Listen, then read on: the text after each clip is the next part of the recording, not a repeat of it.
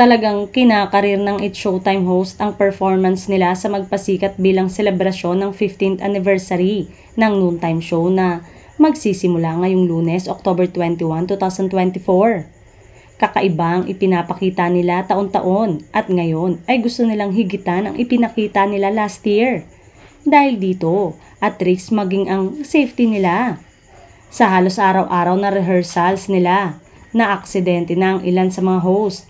We're doing this for madlang people talaga. We're doing this para makakita sila ng kakaiba. Para naman sa 15 years may makita silang bago.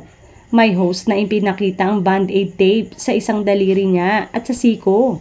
Meron kasing machine na gagamitin na medyo dangerous siya kasi. Ayoko muna sabihin pero from circus kasi yung machine na yun. Thankful inabot ko and siguro kailangan lang talaga namin mag-ingat. Natakot din daw talaga sila nang naaksidente ito sa kanilang rehearsal.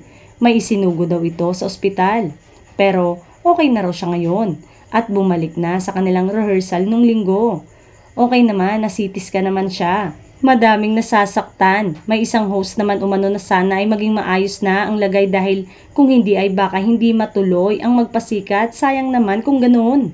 Lahat sila ay hangad na magandang ipinapakita nila sa kanilang 15th anniversary celebration. Pero nag-isip sandali si Ogie sa tanong kung bakit ganun sila kaseryoso sa kanilang magpasikat numbers. Alam mo ang answer ko dyan. Hindi ko alam pero feeling ko kasi yung magpasikat isa tradisyon na talagang magpasiklab ka.